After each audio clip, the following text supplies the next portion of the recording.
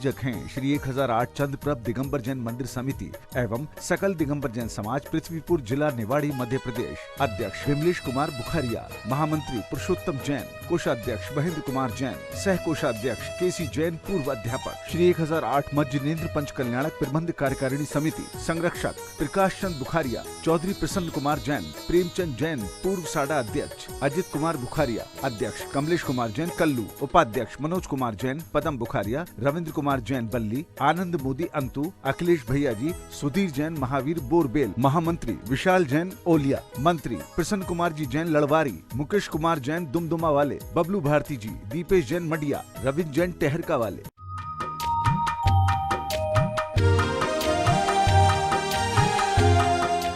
रूप तो बने, हिंसा भी होगी, हो ही नहीं सकता हिंसा से। प्रक्षणा स्वाध्याय विलयाम श्री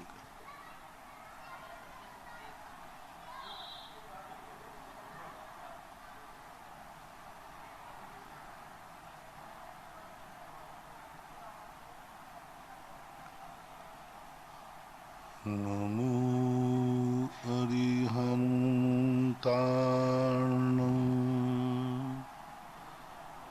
नमो सिद्धार्णं नमो आयर्याणं नमो वज्रायाणं नमो लोये शवशाहूर्णम्। पंच परमेष्टि भगवान की जय। आचार्य श्री गुरुवर कुंद कुंद महाराज की जय। आचार्य श्री गुरुवर विद्यासागर महाराज की जय। परम पूजनीय निवया पक्षमण मुनि श्री सुधा सागर जी महाराज की, पूज्य छुल्लक श्री गंभीर सागर जी महाराज की जय। सभी श्रोतागण एवं जिज्ञासु पूज सभी को नमोस्तु करें। नमोस्तु नमोस्तु। महेंद्र जैन पत्रकार इंदौर से पूछते हैं, नमोस्तु महाराज जी, भगवान विराजमान करते समय प्रशस्ति में परिवार के पुरुष सदस्यों के नाम लिखे जाते थे, लेकिन अब पुरुषों के साथ महिलाओं सदस्यों के नाम लिखे जाने लगे हैं, यह आगम सम्मत है क्या?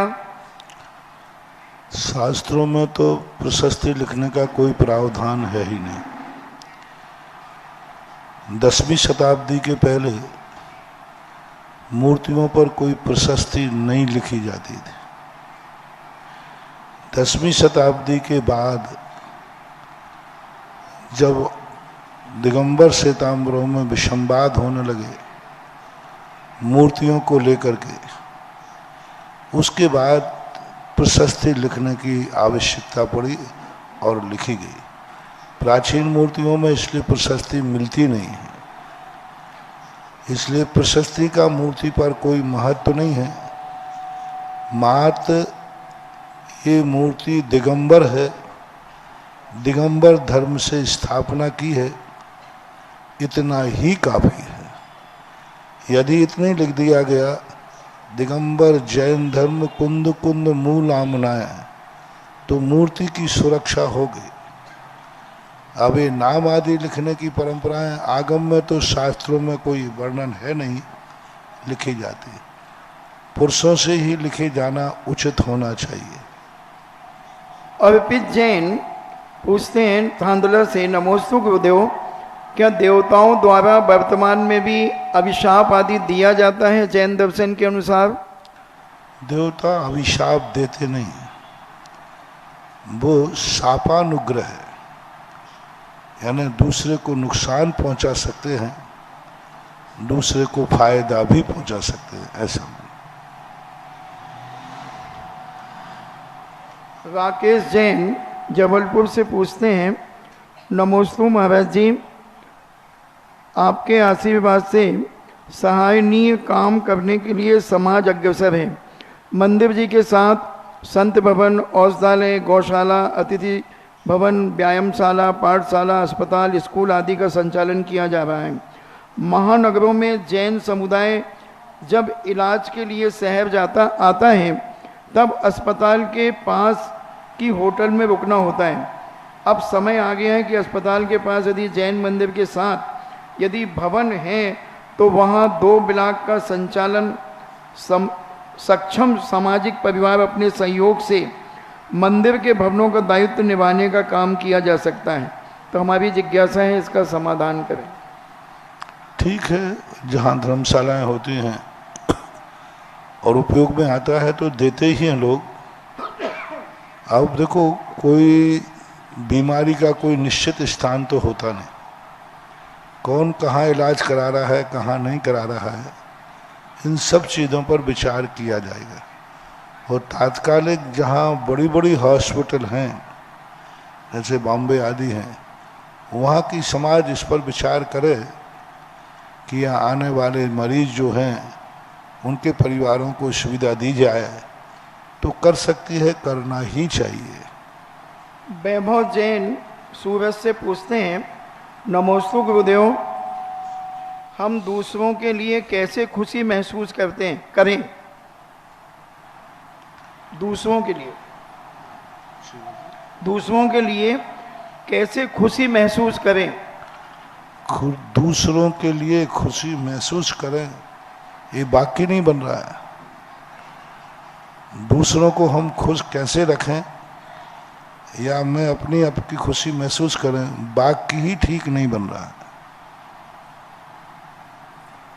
शोभित जैन रामगढ़ मंडी से पूछते हैं, नमोस्तु महाराज जी, मैंने देखा कई लोग सुबह से शाम तक कठोर परिश्रम करते हैं फिर भी थोड़ा सा पैसा कमा पाते हैं, लेकिन कुछ लोग होते हैं जो कोयले को भी छू लेते हैं, सोना बन जाता है, वो उल्टा काम भी कर लें तो सीधा पड़ जाता है। महाराज जी, दोनों प्रकार के लोगों का कौन सा पाप या पुण्य का उदय होता है? आगम की तो यही बात है कि इन्होंने पूर्व भाव में दान दिए, परोपकार किया है, अपनी कमाई धर्म में अथवा पुण्यहीनों का सहयोग किया है। उस पुण्य के कारण से आज वो जो भी कार्य करते हैं उसमें सफल होते हैं। और जिनका स्थिति ऐसी बनती है कितनी मेहनत करें तो नहीं होता, उनके पास धन तो था लेकिन उन्होंने धन का दान नहीं दिया। दूसरों से तो दान दिलवा देते, स्वयं नहीं देते, और कई बार दूसरों को दान देने से रोकते भी हैं, तुम दान मत दो, अरे इतना दान क्यों दे रहे हो, कम में काम चल जाएगा।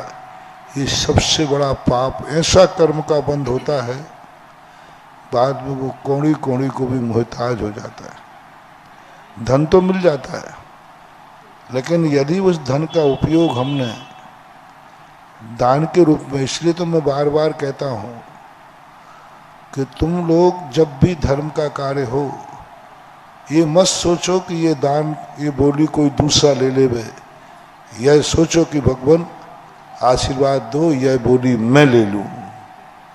ये भाव आना चाहिए। आप सोचो वो पैसे वाला है, वो पैसे वाला ले ले, हम बच जाएंगे, तो ये तुम्हारे लिए आगे जाके बहुत घातक बनेगा। इतना घातक बनेगा कि आप स्वतः ही कर्ज में डूबते जाएंगे।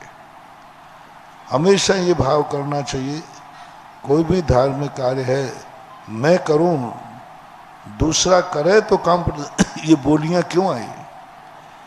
ये बोलियां बहुत बड़े पुण्य का कारण है महानुभाव, बहुत बड़ा पुण्य। इतना जब बोली लगती है तब जो सामने वाला जो लगाता है, इतना गजब का उसको पुण्य का बंध होता है। वो कहता है बोली मैं लूंगा, आप बढ़िए। और वो जो ज्योति किसी ने बोली और उसके ऊपर जो बोली बढ़ा दी, वो बढ़ाने वाला बोली वाले को ऐसा पुण्य का बंध होता है कि वो माटी को छुएगा और सोना हो जाएगा। ऐसा पुण्य, क्योंकि बोली बढ़ी, बोली शुरू हुई। मान लो किसी ने सपोज कीजिए लाख रुपए की बोली, और उसने कहा 1.25 लाख करो। अब ये जो 1.25 लाख करना है, बोली मिले या ना मिले, जो तुमने बोली बढ़ाई है, उस समय जो सारे ब्रह्मांड की शक्तियां तुम्हारे सामने प्रस्तुत हो जाती, तुमने इसकी महिमा इतनी बढ़ा दी। और दोबारा बढ़ाई, तिबारा बढ़ाई, और तुमने ये कर लिया, कितने ही बढ़ जाए बोली तो मैं लूंगा। समझ लेना ऐसा व्यक्ति चक्रवर्ती ही बनेगा जिसके घर में अक्षय निधियां, वो चाहेगा नहीं कि मेरे यहां धन आ जाए, लेकिन वो आएगा, रोक नहीं पाएगा, क्योंकि उसने संकल्प कर लिया कि मैं लूंगा, कोई दूसरे को लेने ही नहीं दूंगा, मैं लूंगा। और कई लोग क्या कहते हैं, पहली बात तो स्वयं बचने का प्रयास करते हैं कि दूसरा मुर्गा फंस जाए, आपकी भाषा बोल रहा हूं, हम बच जाएं, और धीरे से बोलिए अरे भाई अब आपने बोल दिया, आप ही ले लो, मैं ठीक हूं। अब ऐसे व्यक्तियों का इतना पुण्य क्षय हो जाता है कि वे सोने को छुए और माटी हो जाता है। कारण है, ऐसे कारण नहीं है कि एक व्यक्ति इतनी मेहनत कर रहा है तो 2 रुपए नहीं कमा पाता, और एक व्यक्ति छोटी सी मेहनत करता है और उससे प्रॉफिट हो जाता है, लाखों हो जाते हैं। एक चपरासी चौकीदार दिन भर मेहनत करता है, वो लू में बैठा रहता है। एक ऑफिसर अंदर बैठता है, माँ तक के लिए दस्तखत करता है, लाखों रुपए की वेतन होता है। ये ऐसे ही नहीं है, इसके पीछे बहुत बड़ी कहानी है। उसने कभी ऐसे शुरू में कहा होगा कि जो कार्य परोपकार का है, मुझे मौका मिले मैं करूंगा, मेरी ताकत है, मेरी हिम्मत है। भीम को वज्रसम नाराज संगनन का बंद हुआ, कैसे हुआ? उसने नियम लिया था पूर्व में कि मेरी जिंदगी में कोई भी व्यक्ति आएगा, यदि दुनिया में उसकी औषधि है तो मैं उसे औषधि लाके दूंगा और निरोग करूंगा। ये जो परिणाम उसने किया था, उसी कारण से उसको इतनी शक्ति मिली कि भीम के युग में भीम जैसी शक्ति किसी के पास नहीं थी। तो ये सब बातें हमारे धर्म के जब मौके आते, यही तो परीक्षा के दिन आते हैं। जैसे आपके यहाँ कोई गरीब मरीज आ गया और आपको पता चला कि ये दवाई नहीं खरीद पाएगा, ये आपकी बहुत बड़ी परीक्षा है। उस समय आपका क्या भाव हो रहा है? आपके यहाँ मंदिर बन रहा है, आपका क्या भाव हो रहा है? आपके लिए मान लीजिए आपके यहाँ गुरुकुल बन रहा है, गुरुकुल को पुनरुद्धार, आपका क्या भाव हो रहा है? क्या ऐसा लग रहा है कि गुरु महाराज के मुख से जो निकला है, हे भगवान ऐसी शक्ति प्रदान करो, पूरा गुरुकुल मैं ही बना दूं अकेला, मैं बना दूं अकेला, मैं सक्षम हो जाऊं, मेरे पास हो, बस हो गया तुम्हारा कल्याण मानो। इतना भाव आ जाए कि मैं अकेला बना दूं, दूसरे की जरूरत क्या है? दूसरे की किसी की जरूरत नहीं, मैं काफी हूं ना। ऐसा परिणाम तुम्हारे अंदर अंदर से उठे वो परिणाम, तो उस समय ऐसा पुण्यबंध होता है, माटी छुओगे सोने के भाव बिकेगी वो माटी भी, क्योंकि तुमने ये भाव कर लिया। और तुमने भाव ये कर लिया, अरे मेरा ही थोड़ी है, सब बनाओ ना, मेरा ही थोड़ी है, मैं क्यों बनाऊं, मैं क्यों दूं, और मेरा बच जाए तो अच्छा है, बस हो गया। उसी समय तुम्हारे कर्म बंध ऐसा हो गया कि अब तुम लाख उपाय करोगे, जैसे ही तुम माल खरीदोगे भाव गिर जाएंगे, और तुम जैसे ही बेचोगे भाव बढ़ जाएंगे। Yashwant Singai civil line GST officer Lalitpur से पूछते हैं, तीर्थ चक्रवर्ती परम पूज्य गुरुदेव के चरणों में बारंबार नमोस्तु। महाराज जी, किसी संत ने कहा है 4 कदम चोर से, 14 कदम लतखोर से, 74 कदम चुगलखोर से हमेशा दूरी बनाकर रखें। इस संबंध में मेरी जिज्ञासा है कि चुगलखोरों की अगली गति कैसी होती है तथा ऐसे लोगों की पहचान कैसे करें? 4 कदम चोर से, 14 कदम लतखोर से, 74 कदम चुगलखोर से हमेशा दूरी बना करके रखें। ठीक बात है। 4 कदम चोर से, क्योंकि चोर जो है जब भी जेब काटेगा पास में आके तो काटेगा, और 4 कदम दूर रहोगे तो वो हाथ डाल ही नहीं पाएगा। 4 कदम चोर से, 14 कदम लतखोर से, 14 कदम लतखोर से, जैसे बैल है, घोड़ा है, इनसे 14 कदम दूर रहना चाहिए। और दूसरा परिशेष है कि गुंडे तत्व है, अराजक तत्व हैं, इनसे 14 कदम की दूरी। और चुगलखोर से तो 74 कदम।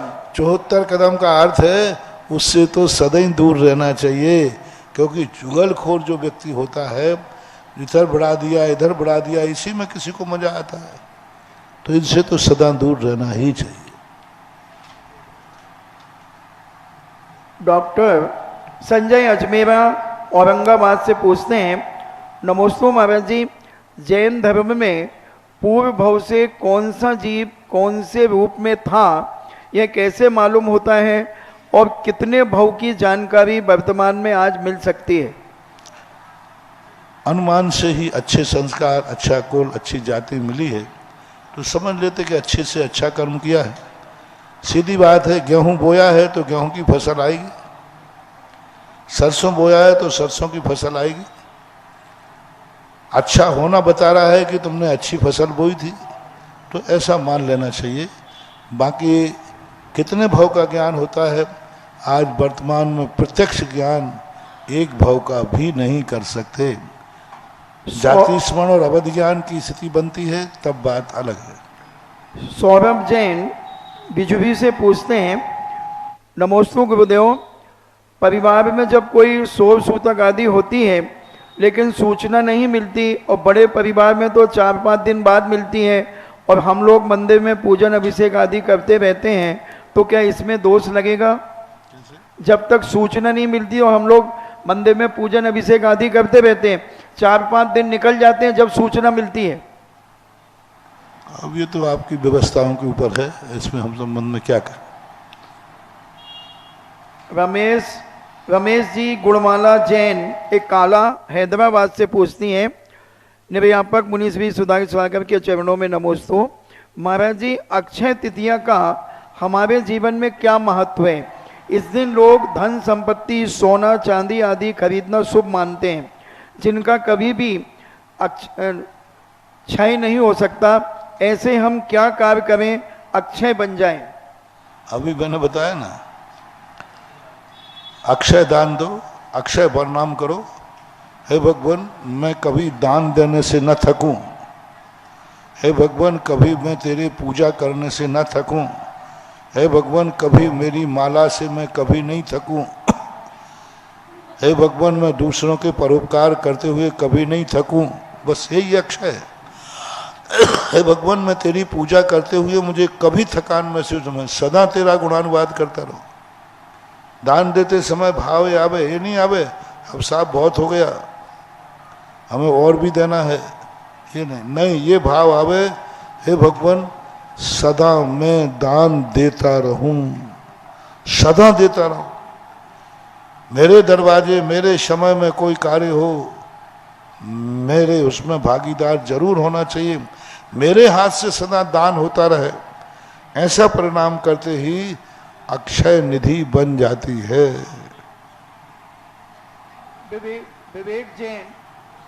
विवेक जैन जावर से पूछते हैं, नमोस्तु महाराज जी, मैं प्रार्थना में भगवान हमारी सुनते हैं, ध्यान में हम भगवान की सुनते हैं, तो क्या यह सत्य है? प्रार्थना में भगवान हमारी सुनते हैं और ध्यान में हम भगवान की सुनते हैं, तो क्या यह सत्य है? भगवान न सुनाते हैं और न वे सुनते हैं। हमें तो उनकी चर्या को देख करके उनकी नकल करना है, उनके पीछे चलना है, उनकी आज्ञा का पालन करना है। आज्ञा सिद्धम तु तद्ग्राह्यम, आज्ञा ही हमारे लिए सिद्धिकारी होती है। अतिशय जैन मुजफ्फरनगर से पूछते हैं, नमोस्तु महाराज जी, हरिवंश पुराण में आया है कि चारों पुरुषार्थों में मोक्ष काम और अर्थ का साधन है और धर्म का साधन शरीर है, तो इस बात को हम समझ नहीं पाए, समझाने की कृपा करें। शरीर का मोक्ष काम और अर्थ ये पुरुषार्थ में साधन है और धर्म का साधन शरीर है। ये निमित्त है, अपने ऊपर होता है। शरीर हमें साधन भी है, शरीर हमारे बाधक भी है। यदि हम अच्छे कार्य करें तो साधक है, बुरे कार्य करें तो बाधक है। ये नीतियां कहलाती हैं, ये सिद्धांत नहीं कहलाते। हमारे ऊपर परिणामों पर आधारित हैं कि हम इनका क्या उपयोग करते हैं। ऑनलाइन जिज्ञासा के बाद अब जिनवाणी चैनल, आजना चैनल, सुधा कलश के माध्यम से जिज्ञासा समाधान को देख रहे श्रावकों की ओर से नमोस्तु नमोस्तु नमोस्तु, और बरुआ सागर में विराजमान सभी श्रावकों की ओर से गुरुदेव नमोस्तु नमोस्तु नमोस्तु। आज की प्रथम जिज्ञासा प्रदीप मंजू गोदा, गुवाहाटी, आसाम,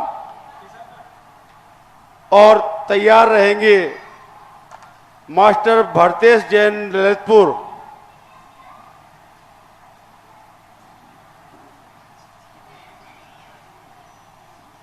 परम पूज्य उपकारी गुरुवर, परम उपकारी गुरुवर सुधा सागर जी महाराज के चरणों में मेरे और मेरे पूरे परिवार की तरफ से और गुवाहाटी समाज की तरफ से बारंबार नमोस्तु नमोस्तु नमोस्तु गुरुवर। इच्छामि गुरुवर जी, इच्छामि महाराज जी।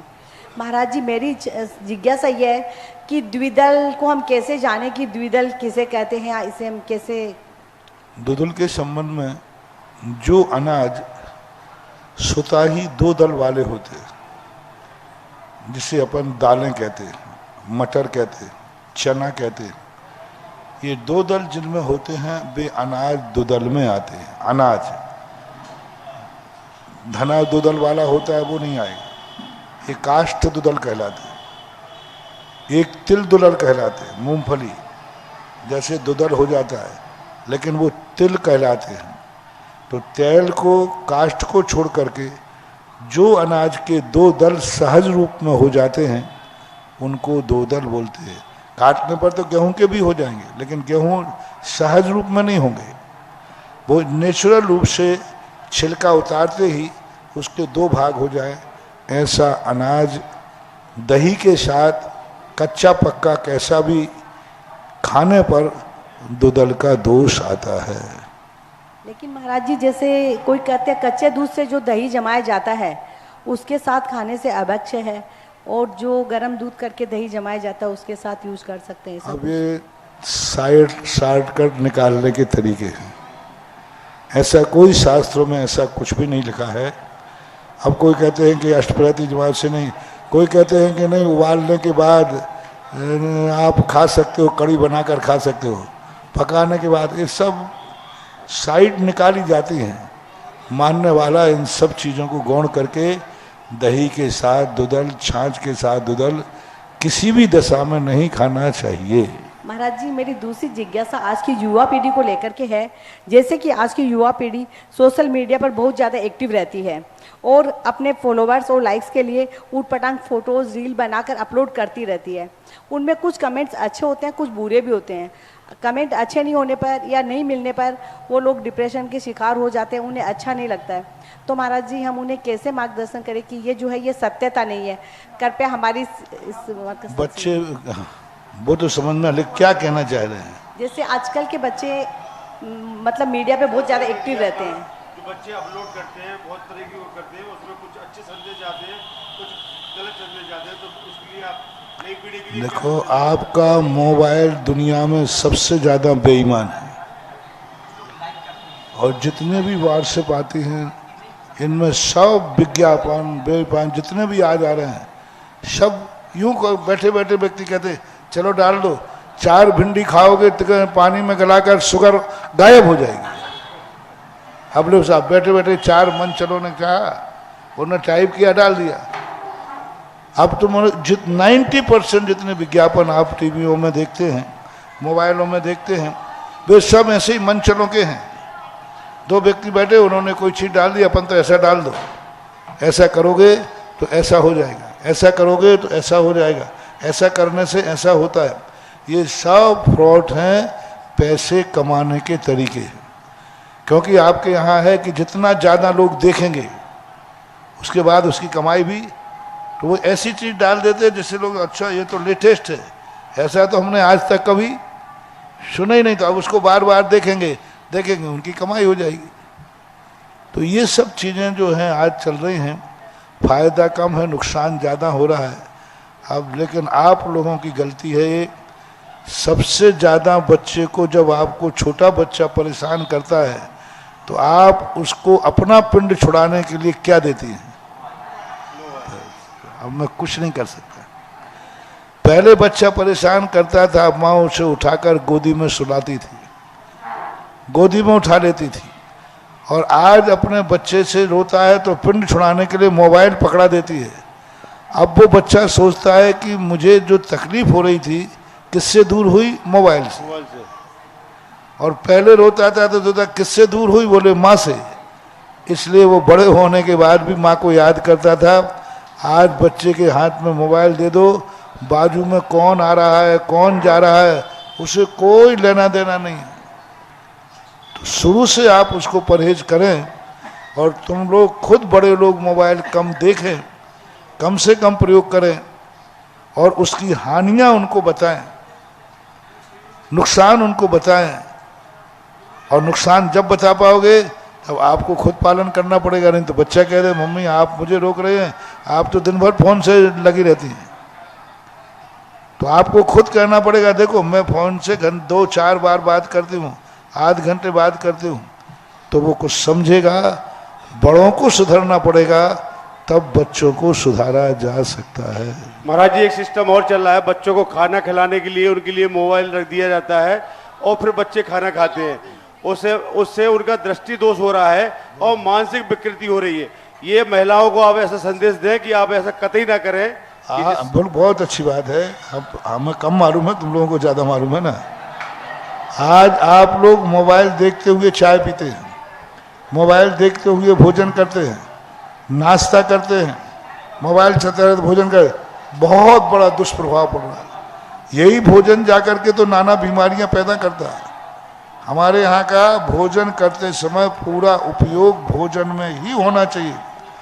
यहाँ तक शास्त्रों में कहा भोजन करते समय मौन से भोजन करना चाहिए। मौन से करने का अर्थ क्या था? यही था कि तुम्हारा कंसंट्रेशन भोजन पे होना चाहिए, और जब भोजन को उपयोग पूर्वक खाओगे तो आप टीवी देख रहे हैं और खाने से तो कोई मतलब ही नहीं है, वो तो कचरा घर में जा रहा है बस। वो पूरा उपयोग तो आपका टीवी पे लगा हुआ। तो भोजन करते समय परिवार में हर व्यक्ति को, मैं तो कहता हूं सोते समय मोबाइल बंद मत करो, और किसी में भोजन करते समय सबके घरों में नियम होना चाहिए, ना हम फोन अटेंड करेंगे ना हम फोन करेंगे। उस समय टीवी बंद रहेगा, मां भोजन है तो भोजन ही करेंगे, बहुत विकृतियों से बच जाओ। जिज्ञासा करें मास्टर भरतेश जैन ललितपुर, और तैयार रहे राजेंद्र कुमार जैन पनागर। महाराज श्री जी मेरे परिवार मेरे दादू और ललितपुर के समाज की तरफ से नमोस्तु नमोस्तु नमोस्तु। हे महाराज श्री जी मेरी आपसे यह जिज्ञासा है, महाराज श्री कुछ काम ऐसे होते हैं जिनमें आदमी को झूठ बोलना पड़ता है, और महाराज श्री जी ऐसा क्या करें कि झूठ भी नहीं बोले और कार्य भी हो जाए। देखो बेटा, को झूठ बोलना पड़ता है। तू जिसका पोता है वो दादा को तो धंधा ही उसका ऐसा है कि बिना झूठ बोले वकील चल ही नहीं सकता है। अब तू अपने दादा से पूछ लेना कि दादाजी ये क्या करूं मैं, क्योंकि हम वकील के पोते हैं, और वकील तो देखो सब मालूम है क्या होता है, और फिर पापा भी वकील भी है, तो दादा वकील हो गए और पापा वकील हो गए। अब तू कहां तक बचेगा बेटा? फिर भी प्रयास करना चाहिए झूठ से बचने का। जिज्ञासा करें राजेंद्र कुमार जैन पनागर, और तैयार रहे श्रीमती रिंकी जैन बरुआ सागर।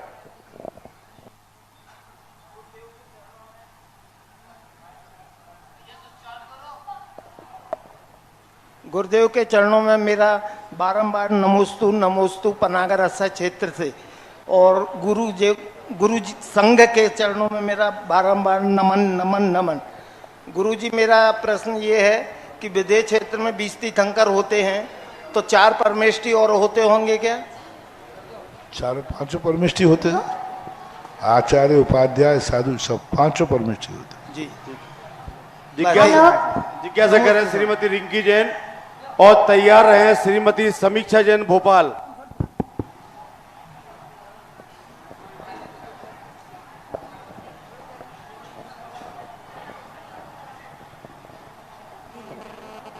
गुरुदेव के चरणों में मेरा नमोस्तु नमोस्तु नमोस्तु। चुल्लक जी के चरणों में इच्छामी।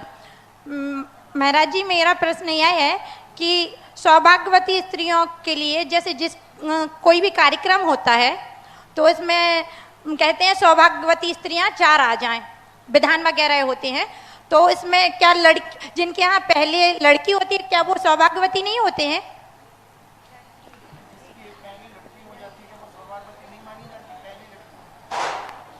क्यों नहीं मानी जाती?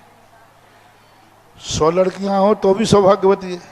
नहीं महाराज जी, क्या है जिनके पहले लड़का होता है वो कहने लगते हैं कि पहले जिनके यहाँ लड़का हो वो आए, विधान वगैरह होते हैं तो। नहीं ऐसा नहीं हो। ऐसा यदि कोई कर रहा है तो वो गलत कर रहा है। लड़का वाला हो कोई आए, जिनके लड़के हों वो आए, ये सब चीज़ें ऐसा कोई मायना नहीं है। सौभाग्यवती का अर्थ तो मात्र विवाह से संबंध रखता है। बच्चे होवें अथवा न होवें, यदि उसका पति जिंदा है तो लोक व्यवहार में उसे सौभाग्यवती कहते हैं। इसलिए ऐसी परंपराएं ठीक नहीं है, नहीं होना चाहिए। और हमने पहली बार ही सुना है, अभी तक हमने कभी ऐसा सुनने में नहीं आया है। बिल्कुल सही। जिज्ञासा करें श्रीमती समीक्षा जैन भोपाल और तैयार रहे श्रीमती कुसुम जैन पंडित जी बरुआ सागर। गुरुदेव के चरणों में मेरा बारंबार नमोस्तु। चुल्लक जी के चरणों में इक्षामी इक्षामी इक्षामी। गुरुदेव, मेरा प्रश्न यह है कि अभी हमारे मोक्ष मार्ग में समय है, तो हमें काफ़ी समय संसार में भ्रमण करना है, तो वो समय हम कैसे अपना कुशलता पूर्वक और सुरक्षित पूर्वक अपना निकाल सके? जिस व्यक्ति को जिस लाइन पे जाना होता है वह व्यक्ति हमेशा हर रास्ते में देख के चलता है। मान लो जिस व्यक्ति को मंदिर आना है तो रास्ते में चलते हुए देख के चलेगा कि मेरा पैर गंदगी पर न पड़ जाए। इसी प्रकार जिस व्यक्ति ने लक्ष्य बना लिया है कि मुझे मोक्ष जाना है तो वो संसार के कार्य करेगा, तो इतना बचते हुए करेगा, इतना संसार के कार्यों में लिप्त होगा कि कल यदि मुझे तुरंत छोड़ना पड़े तो हम छोड़ सकते हैं। वो इतना अपने जीवन को समझेगा कि आकस्मिक मेरी मौत आ गई तो मैं आकुल व्याकुल परिणाम की अपेक्षा मैं अपनी आत्मा में या भगवान में लीन हो जाऊंगा। हर समय वो अपनी सावधान प्रवृत्ति रखता है, यत्नाचार रखता है। कोई भी कार्य करते समय वह देखेगा कि यह कार्य करने से हमारे लक्ष्य में कितनी बाधाएं आएंगी, ऐसा सोच करके वह जागरूक रहता है। यही उसका कर्तव्य है। गुरुदेव, जैसे परिस्थितियां हमारी ऐसी नहीं बनती कि हम मैंने कल कहा था, परिस्थितियां कोई चीज नहीं होती है, परिस्थितियां हम बनाते हैं, हमें ही निपटाना है। जिज्ञासा करें श्रीमती कुसुम जैन पंडित जी बरुआ सागर और तैयार रहे श्रीमती प्राची जैन भोपाल। मुनि श्री सुधाचार्य नमोस्तु नमोस्तु गुरुवर नमोस्तु। इच्छामी महाराज इच्छामी। हमारा प्रश्न है महाराज जी, हमारा शंका ये है कि कोटि भट्ट श्रीपाल कौन से तीर्थंकर के समय में हुए थे? कोटि भट्ट श्रीपाल के संबंध में अभी स्पष्ट निर्णय नहीं हो पा रहा। हेलो, क्योंकि एकदम खुलासा नहीं मिल पा रहा कि मैना सुंदरी और कोटि भट्ट श्रीपाल के तीर्थंकर का काल कौन सा है। खोजने का प्रयास तो किया जा रहा है लेकिन अभी स्पष्ट नहीं हो पा रहा। जिज्ञासा करें श्रीमती प्राची जैन भोपाल और तैयार रहे श्रीमती जूली जैन अलिया बरुआ सागर। गुरुवर के चरणों में मेरा बारंबार नमोस्तु। चुल्लक जी के चरणों में एक शामी। महाराज श्री, मेरा प्रश्न यह है कि संस्कार कब तक आते रहते हैं और गर्भ के संस्कार ज़्यादा ज़रूरी होते हैं या जन्म के बाद के जो संस्कार होते हैं उनकी ज़्यादा महत्वता रहती है? सभी संस्कार तो जन्म के गर्भ में आने के पहले भी जरूरी है। पंचकल्याणक महोत्सव में आपने देखा होगा, तीर्थंकर की माँ को गर्भ में जीव आने के 6 महीने पहले से संस्कारित किया जाता है। 6 माह पहले, अभी बालक गर्भ में आया नहीं है, 6 महीने पहले से 56 कुमारियाँ माता को संस्कारित कर दिया और वहां से संस्कार शुरू होता है और फिर वो संस्कार धीरे धीरे जब गर्भ में आता है उस समय जन्म के बाद तो संस्कार होते ही हैं। अपने आप में सभी का महत्व है। कारण यदि शुद्ध नहीं होगा तो कार्य कैसे शुद्ध होगा।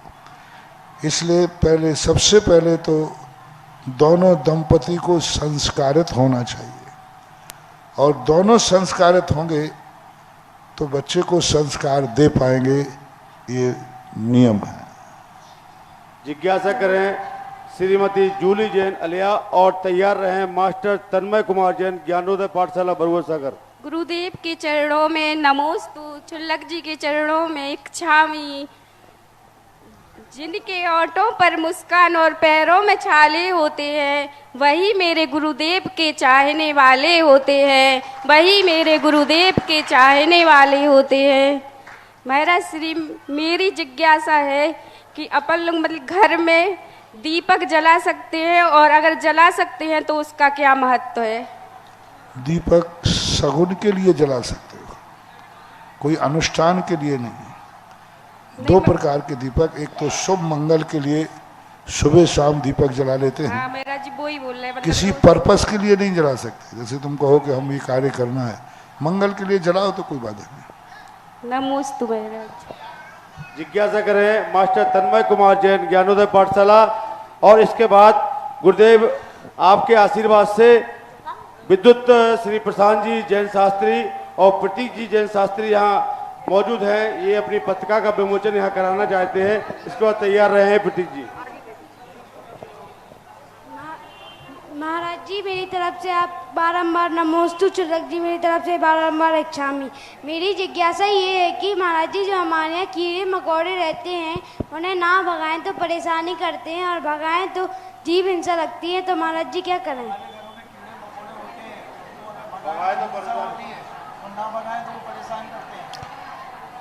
तो उनको भगाने से उनको हिंसा, तुम भग जाओ, थोड़ी देर बाद वो भग जाएंगे। और नहीं भगना है तो उनको अच्छे कोमल पर झाड़ू से, फूल झाड़ू से, रूमाल से उनको उस स्थान से अलग करके और उनको अच्छे स्थान पर रख देना चाहिए। नमस्ते महाराज जी। आइए विद्युत श्री प्रशांत जैन शास्त्री, प्रतीक जैन शास्त्री, पत्रिका का विवेचन गुरुदेव के आशीर्वाद से हो रहा है। और अच्छा, आपकी जो जिज्ञासा है वो जिज्ञासा करें, उसके बाद विमोचन। निर्यापक शमन पितृतुल्य मुनिपंग और सुधा सागर जी महामणिराज के श्री चरणों में बारंबार मेरा और सांगने संस्थान मुंबई सकल दिगंबर जैन समाज का बारंबार नमोस्तु नमोस्तु नमोस्तु गुरुवर। हे गुरुवर, हम सभी विद्वद्गण निरंतर रूप से सभी बच्चों को, महिलाओं को, पुरुष वर्ग को पाठशालाएं पढ़ाते हैं, स्वाध्याय कराते हैं। वह पाठशालाएं पढ़ने के तदुपरांत, स्वाध्याय करने के तदुपरांत उन्हें वे सभी बातें, वे सभी वाक्य याद तो हो जाते हैं, परंतु वह किंचित रूप में, चारित्र में धारण नहीं कर पाते। अब इन शिविरों के माध्यम से ये जो 10 दिवसीय शिविर लग रहे हैं, 7 दिवसीय शिविर लग रहे हैं। मुंबई वैसे महायान नगरी कहा जाती है, किसी के पास समय नहीं है, परंतु इन 10 दिवसीय शिविरों में समय निकाल करके, छुट्टी लेकर के वह जो महिलाएं पुरुष अपने शिविर में उपस्थित हो रही है, तो हम विद्वत गणों का क्या कर्तव्य बनता है कि हम उनको अधिक से अधिक कैसे धर्म की रुचि कर पाए और बच्चों में बीजारोपण अधिक से अधिक कैसे कर पाए, मार्गदर्शित करें। नमस्ते। पहली बात है, 2 प्रकार की क्रांति होती है, एक वैचारिक क्रांति और एक आचार परक क्रांति। जैन दर्शन कहता है पहले सत्य को पाना नहीं है, सत्य को समझना है। जितना हम जानते हैं उतना ही हम कर पाएंगे, ऐसा कोई नियम नहीं है। हमें जानना सब कुछ है, लेकिन करना उतना ही है जितना हम कर सकते हैं। 100% ज्ञान होने से हम 100% क्रिया में आ जाएगा, सो बात नहीं। ऐसे जैन दर्शन ने सबसे पहले चारित्र नहीं कहा, सम्यक दर्शन कहा, सम्यक ज्ञान कहा। तुम सत्य को जानो, सत्य को समझो। तो इन शिविरों के माध्यम से हमारा ये पर्पस नहीं है कि तुम चारित्र धारण करो, हमारा पर्पस ये है कि तुम सत्य को समझो। सत्य को जान जाओ कि सत्य क्या है, वस्तु स्वरूप क्या है। और अभी ये श्रमण संस्कृति संस्थान सांगानेर से जगह जगह शिविर लगा रहे हैं और हमारे स्नातक बंधु इतनी मेहनत कर रहे हैं। और अब तो मुझे बहुत खुशी होने लगी है कि संस्थान से जिस स्नातक को जिस कार्य सौंपा जाए वो अपना सौभाग्य मान के करता है और कहता है कि मेरे अवभाग्य है कि संस्थान ने मुझे यह कार्य दिया। अभी यानी अब बच्चे भार नहीं मानते, अभी सौभाग्य मानते हैं कि हमें गर्मी की छुट्टियों में शिविर लगाने के लिए संस्थान ने मुझे प्रेरित किया, संयोजक बनाया। बॉम्बे जैसे शहर में ये बच्चे वहाँ पर रहते हैं और वहाँ पर पाठशालाएं चला रहे हैं, 12 वर्षीय कोर्स चला रहे हैं। और बॉम्बे जैसे शहर में अभी जो शिविर लगाने का भाव किया है। और बॉम्बे में यदि एक व्यक्ति शिविर में आता है तो बुंदेलखंड के 100 शिविरार्थियों के बराबर होता है। यहाँ के 100 शिविरार्थी और वहाँ का एक शिविरार्थी, यदि 100 शिविरार्थी शिविर क्लास में पढ़ रहे हैं बॉम्बे में, तो समझ लेना चाहिए महुआ के 1000 शिविरार्थी हैं। 1000 शिविरार्थी और वहाँ 100, वो ज़्यादा प्रशंसनीय है यहाँ 1000 की अपेक्षा। क्यों? तुम्हारे यहाँ तो साधु संतों का आवागमन होता रहता है, तुम्हारे यहाँ अभी वो भौतिकता नहीं है। लेकिन बॉम्बे में तो साधु संतों का पहुँचना ही मुश्किल है। वहाँ का वातावरण विपरीत है, भौतिक चकाचौंध है। और उस चकाचौंध में भी विद्यार्थी शिविर में धर्म की बात पढ़ने आ जाए, समझ लेना धर्म में दम है या उस व्यक्ति में दम है कि वो बॉम्बे जैसे शहर में। इसलिए बड़े शहरों के अंदर जहाँ भी हमारे स्नातक हैं, उन सबसे मेरा कहना है आप संख्या पे मत जाएं, आप इस पे जाएं कि हमने बॉम्बे जैसे शहर में शिविर लगाने का साहस किया और भौतिक चकाचौंध की तरफ बढ़ने वालों को हमने कम से कम 24 भगवान के नाम सिखा दिए, नमोकार मंत्र का अर्थ सिखा दिया, 6 ढाला पढ़ा दिया, तत्वार सूत्र पढ़ा दिया। तो ये बहुत बड़ी उपलब्धि है, क्योंकि वहाँ पर सबसे ज़्यादा भ्रष्ट होने के चांस है। बरुआ सागर का व्यक्ति के भ्रष्ट होने के चांस कम है और बॉम्बे में भ्रष्ट होने के चांस ज़्यादा है। और विभिन्न स्थानों पर ये बहुत अच्छा, बहुत महत्वपूर्ण है। बड़े बड़े शहरों में मेरा आशीर्वाद है, बॉम्बे की समाज को मेरा आशीर्वाद है। आप ज़्यादा समय नहीं दे सकते हैं तो ऐसे शिविरों के माध्यम से कम जितना ज्ञान मिलता है उतना ज्ञान लेने का प्रयास करो। शिविर से सैंपल, ये शिविर एक प्रदर्शनी के समान होते। जैसे आप लोग प्रदर्शनी लगाते ना, तो प्रदर्शनी में माल बेचते नहीं हो, माल को डिस्प्ले करते हो कि हमारे यहाँ ये माल है, ये माल है। इसी प्रकार शिविरों में धर्म के ज्ञान को डिस्प्ले करना है और उससे यदि इनको पसंद आ गया तो फिर 12 वर्षीय कोर्स को शामिल कर लेना है। उनसे कहो कि आगे आपको पढ़ना है तो 12 वर्षीय कोर्स पढ़िए, निरंतर आपको ज्ञान होता रहेगा।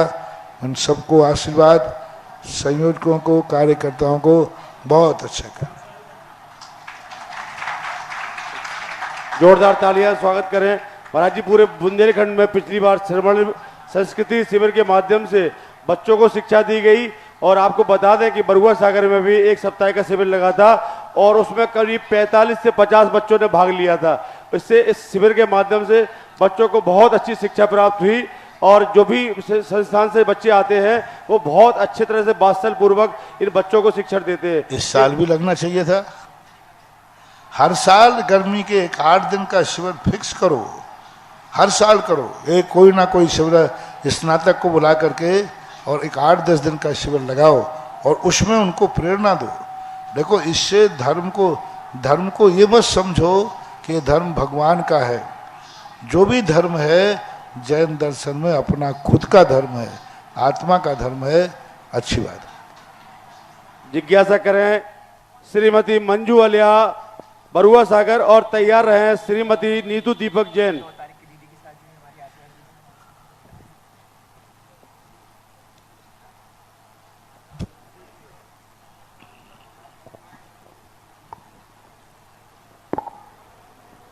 हे गुरुवर, आपके चरणों में कोटि सा नमन। इच्छामी महाराज जी। महाराज जी, सांसारिक व्यापारिक कार्यों में या गृहस्थी के कार्यों में अपने दोषों की छिपाकर दूसरों की निंदा आलोचना करना कहाँ तक सत्य है? कहाँ तक सही है? नीच गोत्र का कारण है। जो दूसरों की निंदा करता है और अपने दोषों को छुपाता है, उसे हमारे शास्त्रों में नीच गोत्र का बंध का कारण है। परात्म निंदा प्रशंसे सद्गुणोच्छादनोद भावई नीचई गोत्रस्य। तो नीच गोत्र का, जिनको नीच बनना है, नीच गोत्र में जन्म लेना है, वे दूसरों के ये दोष देखते रहते हैं, दूसरों के छिद्रान्वेषी होते हैं, उनका पतन हो जाता है। यही कारण है उनका। जिज्ञासा करें श्रीमती नीतू दीपक जैन और तत्पश्चात तैयार रहे कुमारी पायल जैन, प्रतिभा स्थली की छात्रा है, महाराज जी ललितपुर में शिक्षा ग्रहण कर रही है। गुरुदेव के चरणों में मेरा और मेरे परिवार की ओर से कोटिशा नमोस्तु नमोस्तु नमोस्तु। छुल्लक जी को इच्छामी इच्छामी इच्छामी। हे गुरुदेव, मेरी जिज्ञासा है कि प्रायः देखा गया है कि लोग जब तीर्थ क्षेत्रों और क्षेत्रों पर जाते हैं तो वहाँ पर भगवान का गंधोदक जो होता है वो बोतलों में भर कर ले आते हैं। यह गंधोदक बोतलों में भर के लाना उचित है क्या? और इस गंधोदक को हम कितने दिनों तक अपने घर में स्टोर करके रख सकते हैं? और इस गंधोदक की क्या वही महिमा होती है जो श्री जी के अभिषेक के बाद हम जो गंधोदक ग्रहण करते हैं उसकी होती है?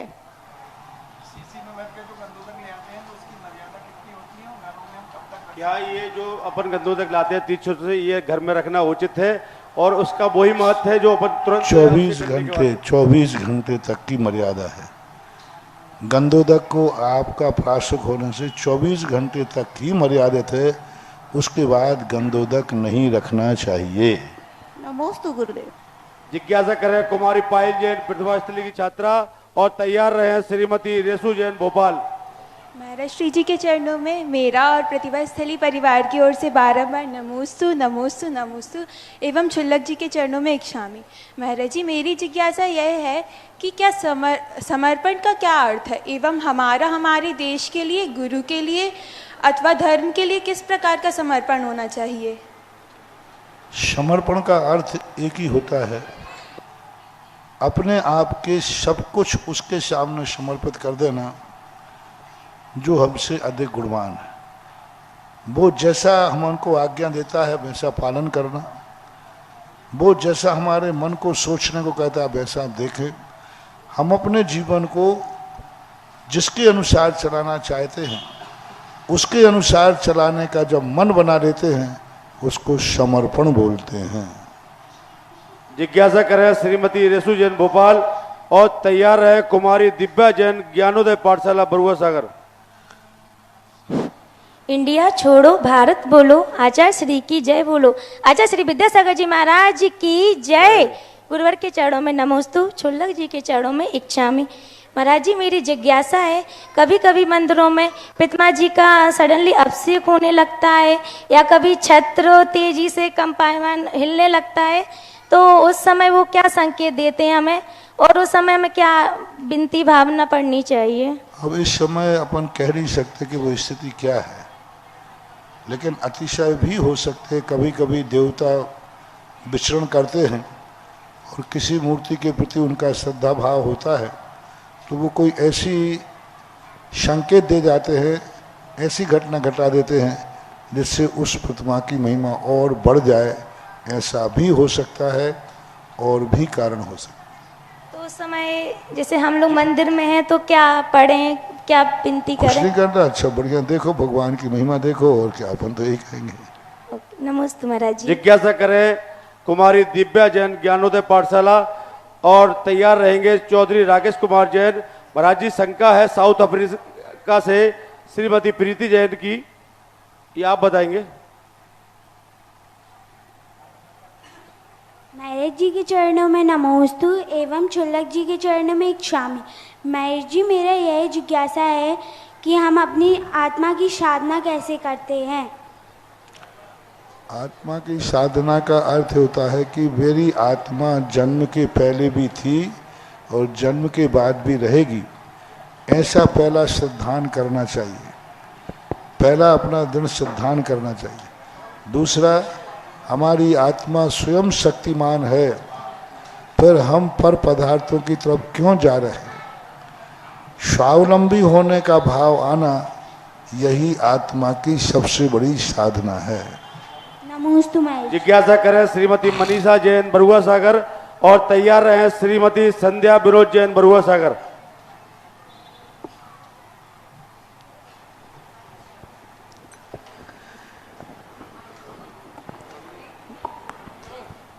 गुरुदेव के चरणों में मेरा मेरे परिभक्त कोट से नमोस्तु नमोस्तु नमोस्तु। क्षुल्लक जी के चरणों में इच्छामि। गुरुदेव, मेरी जिज्ञासा है कि कोटि वर्ष से पल तक वह मोक्षगामी है, पर उन्हें इतने कष्ट क्यों सहन करने पड़े। कष्ट सहन करने के लिए मोक्ष से क्या मतलब। अतीत में जो कर्म किया है उसका चुका तो करना ही पड़ेगा, इन्हें सी बिना मोक्ष नहीं मिलने वाला है। जितने कर्म उन्होंने किए हैं उन कर्मों को जब तक पूर्ण फल नहीं ग्रहण करेंगे तब तक मोक्ष नहीं मिलने वाला। इसलिए उन्होंने खोटा कर्म किया था, इसलिए उनका फल मिला, भले वो तद्भव मोक्षगामी है। मोक्षगामी होने से अतीत का किया हुआ कृत्य माफ नहीं हो जाता है। यदि ऐसा हो जाए तो कोई किसी का मर्डर करके मुनि बन जाए, अरे भाई अब तो मुनि बन गया, ठीक है, अरे पहले जो किया उसका फल तो भोगो। तो ये है कर्म की स्थितियां मानना चाहिए। जिज्ञासा करें श्रीमती संध्या जैन बरुआ सागर और तैयार रहे श्रीमान पवन जैन सकरार। महाराज जी के चरणों में नमोस्तु नमोस्तु नमो। क्षुल्लक जी के समय में इच्छामि इच्छा। महाराज जी 16 कारण व्रत करते हैं तो एकम से पूर्णिमा तक करते हैं, लेकिन जाप तो होती है 32 दिन की, तो एकम तक करना चाहिए कि पूर्णिमा तक करना चाहिए।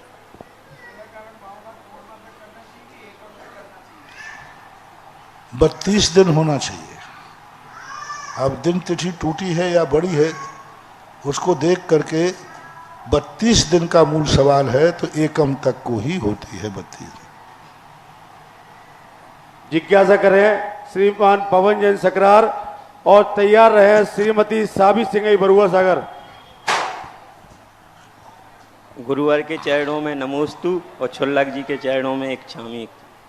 गुरुवर जी, मेरी जिज्ञासा है कि बच्चों का अपने माता पिता के प्रति क्या कर्तव्य होता है, कृपया मार्गदर्शन। उनकी भावना के अनुसार चलना, उनकी आज्ञा का पालन करना और उन्होंने तुम्हें जिस पर्पस से जन्म दिया है उस पर्पस को पूर्ण करना। ये 3 कारण, उनकी आज्ञा क्या है, उनकी भावना क्या है, उस भावना के अनुसार अपने जीवन को ढालना और उनकी जो इच्छाएं हैं उन इच्छाओं को पूरे करने का प्रयास करना। और यदि कोई ऐसा कार्य मिले जो उनकी इच्छा के विरुद्ध हो तो ये देखना चाहिए कि उनकी आज्ञा नहीं मानने पर यह कार्य करने से हमें बहुत लाभ है, तो फिर उनकी आज्ञा के बिना भी कर सकते हो। जैसे मुनि बनने का भाव है और माँ बाप आज्ञा नहीं दे रहे हैं तो बन जाना चाहिए, क्योंकि उनके विरुद्ध चल के बाद भी हम और महान बनेंगे। तो ये हानि लाभ का निर्णय करना चाहिए, तब संभव। नमोस्तु। जिज्ञासा करें श्रीमती सावी प्रीति सिंगई और तैयार रहे श्रीमती आस्था जैन ललितपुर।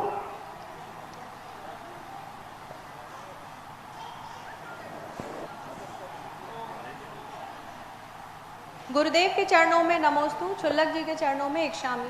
महाराज जी, मेरा प्रश्न यह है कि हमारे जीवन में नाम का क्या महत्व है और चरित्र पर भी। नाम का बराबर महत्व पड़ता है, क्योंकि हर अक्षर अपने अपने नेचर वाला है, स्वभाव वाला है। आप लोगों ने पेपर पढ़ा होगा, पेपरों में राशि आती है, हर राशि के अलग अलग अक्षर होते हैं। तो जो अक्षर होते हैं इनका स्वभाव अलग अलग है। आ का स्वभाव अलग है, बड़े आ का स्वभाव अलग है, ई का स्वभाव अलग है, बड़ी ई का स्वभाव अलग है। इनकी अलग अलग शक्तियाँ होती हैं। तो हमेशा नाम रखना चाहिए जो राशि का प्रथम अक्षर आए कुंडली में उस पर नाम रखना चाहिए। अक्षर से कोई मतलब नहीं, कोई भी हो, लेकिन राशि का जो प्रथम अक्षर है वह नाम तुम्हारे लिए अनुकूल होगा, वह अच्छा होगा। कुल मिलाकर और अच्छे नाम रखना चाहिए। ये सिंटू पिंटू टिंटू आदि ये नाम रखना, ये आज की फैशन बहुत गड़बड़ हो रही है, ठीक नहीं। नमोस्तु गुरुदेव। जिज्ञासा करें श्रीमती आस्था जैन ललितपुर और अंतिम जिज्ञासा के लिए तैयार रहे श्रीमान विनोद जैन महामंत्री दिगंबर जैन पंचायत समिति। अभी नहीं, अभी है। नमोस्तु गुरुदेव। इक्षामी महाराज जी, मेरी जिज्ञासा है कि जीवात्मा शरीर को छोड़ने के तुरंत बाद कहाँ जाती है और उसकी स्थिति और पुनर्जन्म कैसे निश्चित होता है? जीवात्मा शरीर में छोड़ने के बाद जैसे यहाँ आने पर कहाँ आई थी, शरीर में आया था, तो यहाँ से जाने के बाद जो जैसा कर्म करता है उस पर्याय में चले जाता है। कोई देव चला जाता है, कोई त्रियन चला जाता है, कोई नरक चला जाता है। सब अलग अलग अपने कर्मों के अनुसार अपनी अपनी गति को प्राप्त करते हैं। नमोस्तु महाराज। जिज्ञासा करेंगी श्रीमती नीलम जैन प्रधानाचार्य बरुआ सागर।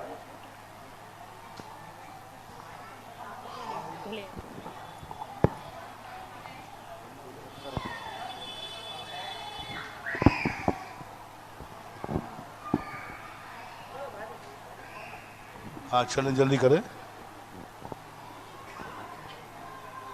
मुनीश जी के चरणों में नमोस्तु।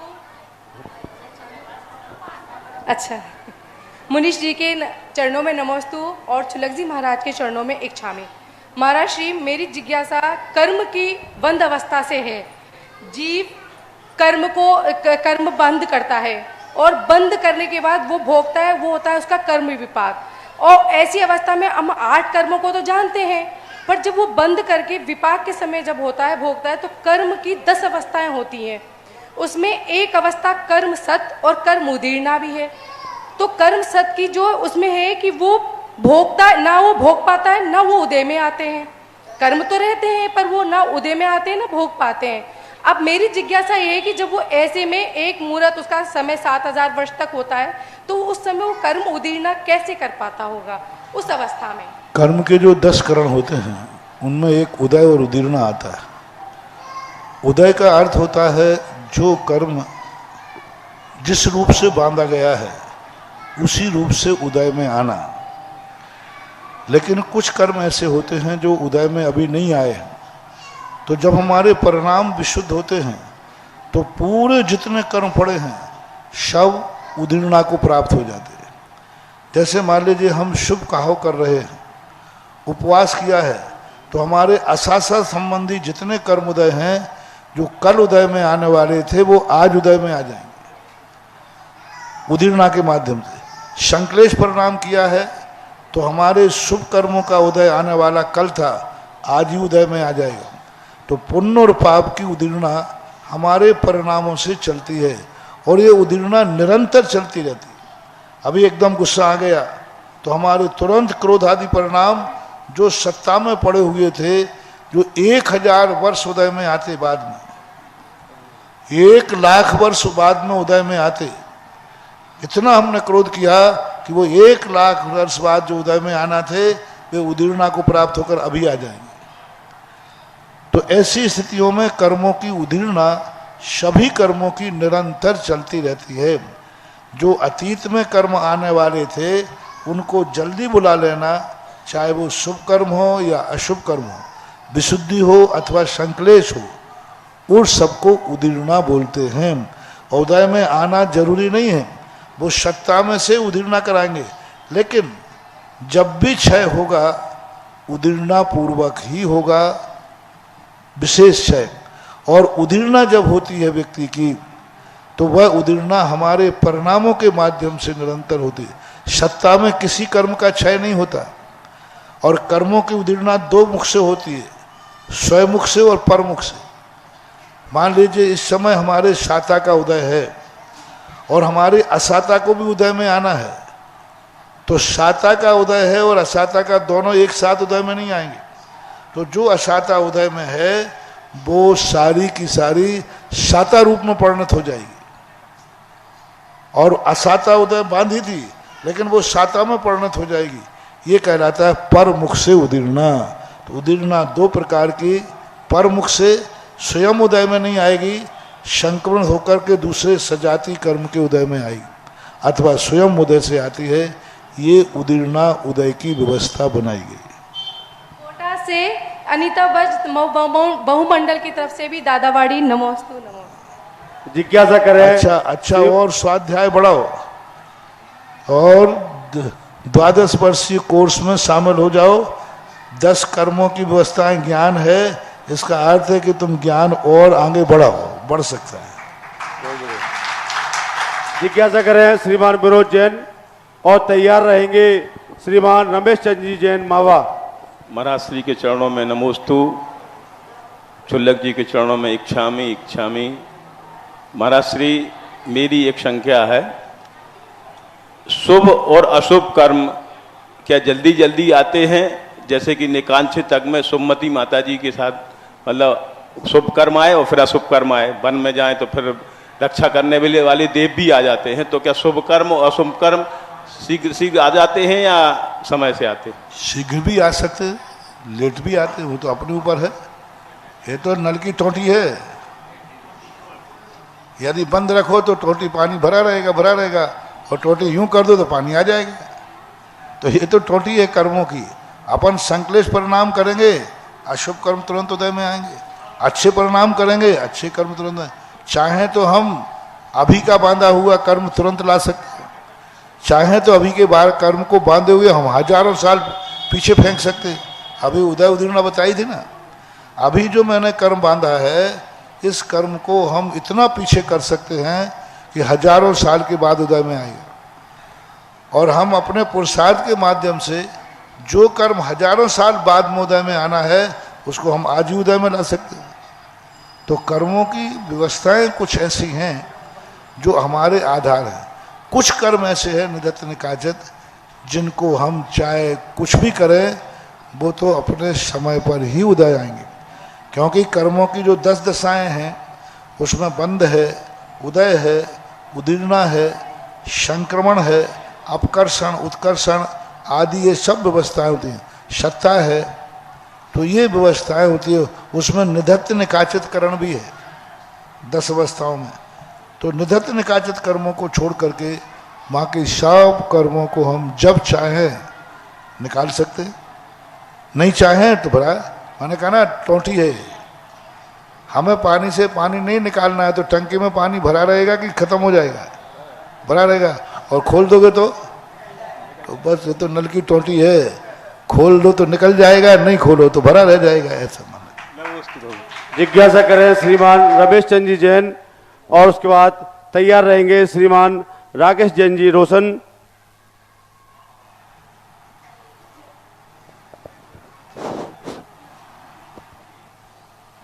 भक्तों के भगवान श्री सुधार सागर महाराज की जय। धन की गठरी बांधकर क्यों बैठा है प्यारे, धन की गठरी बांधकर क्यों बैठा है प्यारे। गुरु की भावना को करो पूरा, गुरु की भावना को करो पूरा। गुरुकुल को दे दो सहारे, गुरुकुल को दे दो सहारे। पर तू जानकर हो गया अनजान, पर तू जानकर हो गया अनजान। महान बनने का अवसर जिंदगी बना रहा वीरान, महान बनने का अवसर जिंदगी बना रहा वीरान। और दे दो दान दिल खोलकर ईश्वर का नाम बोलकर। तो जोड़ लो दोनों हाथ गुरुवर के सामने, तो जोड़ लो दोनों हाथ गुरुवर के सामने और इनका मिलेगा दोनों हाथों से आशीर्वाद, हाथों से आशीर्वाद। आपकी कोई जिज्ञासा नहीं है, लेकिन गुरुवर जैसी इन्होंने भावना भाई है वास्तव में आपने बरुआ सागर के ऊपर ऐसी कृपा बरसाई है कि हम लोग सपने में भी नहीं सोचे थे कि इतने बड़े गुरुवर बरुआ सागर में विराजमान होंगे और कभी जीवन में बरुआ सागर में जिज्ञासा समाधान होगा और हम जैसे लोग इस जिज्ञासा समाधान में प्रवेश कर पाएंगे।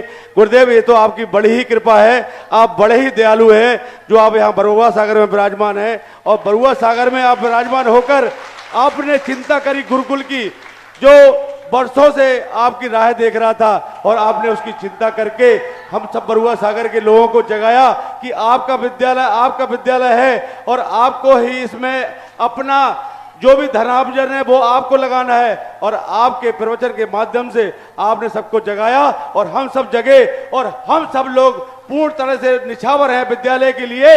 जैसा आप कहेंगे वैसा हम विद्यालय के लिए करने जा रहे हैं। और गुरुवर, जो आपको 13 तारीख से यह सिद्ध चक्र मंडल विधान हो रहा है वो आपके आशीर्वाद से और आपकी छत्र छाया में एक ऐतिहासिक विधान होगा और ऐतिहासिक विधान के माध्यम से बरुआ सागर का नाम रोशन होगा। और जब बरुआ सागर का नाम रोशन होगा तो पूरे भारत देश से दर्शनार्थी यहाँ आएंगे। ऐसी गुरुवर की कृपा हम सबके ऊपर बरस रही है। इसी जिज्ञासा समाधान में आहार, महाराज जी, आहार विहार और संस्कार बरुआ सागर में कुछ ज्यादा ही सरल हो गया हूँ। मैंने अक्सर कर देखा है कि आपके यहाँ कोई भी कार्य होते हैं, कोई को मंदिर बनाना, क्षेत्र बनाना, तो सब मुझे मनाते हैं।